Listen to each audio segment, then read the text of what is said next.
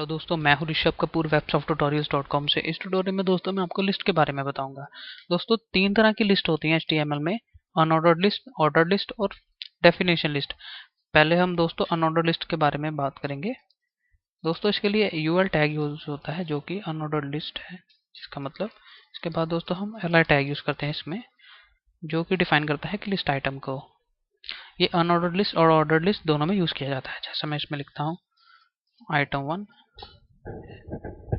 इसको मैं कॉपी कर लेता हूँ, इसको मैं item 4, item 3 और item 2। अब दोस्तों मैं इसको ब्राउज़र में रिफ्रेश करूँगा तो आप देख सकते हैं item 1, item 2, item 3, item 4, ये चार लिस्ट हमारे पास, लिस्ट आइटम हमारे पास आ गई हैं। दोस्तों मैं इसकी टाइप को चेंज कर सकता हूँ अनऑर्डर्ड लिस्ट की। इसके लिए मैं लिखता हूँ सर्कल। मैं सर्कल करूँगा तो यहाँ पे जो बुलेट्स आ रही थी, या जिसको आप डिस्क भी बोलते हो, जो बाय डिफॉल्ट होती है, उसकी जगह ये सर्कल आ जाएगा। अगर मैं इसकी जगह स्क्वायर लिखता हूँ तो यहाँ पे स्क्वायर बॉक्सेस आ जाएंगे। तो दोस्तों इसके बाद हम बात करते हैं ऑर्डर लिस्ट के बारे में। दोस्तों ऑर्डर लिस्ट के लिए OL टैग यूज किया जाता है और उसी में हम li टैग यूज करेंगे जो कि लिस्ट आइटम को स्पेसिफाई करता है। लिखता हूँ item 1।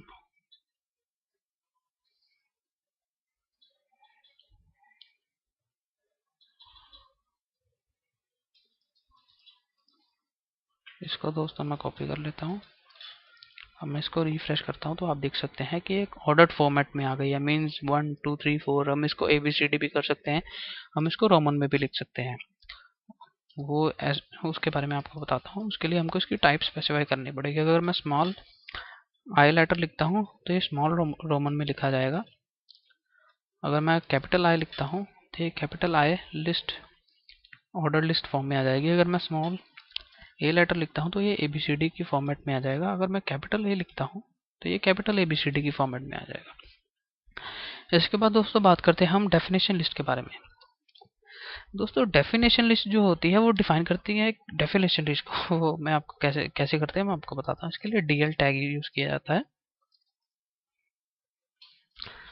इसके अंदर हम लिखते हैं DT,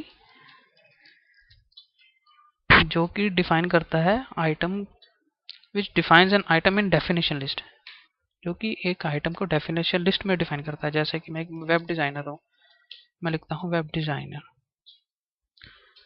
अब मैं इसके नीचे अंदर लिखता हूँ DD टैग।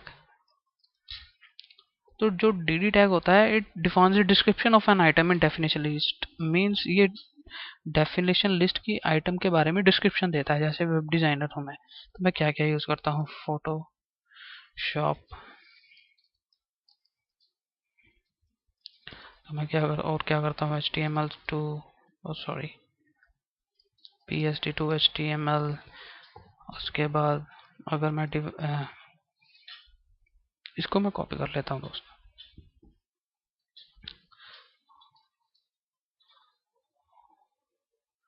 अगर मैं वेब डेवलपर हूँ तो मैं क्या करता हूँ,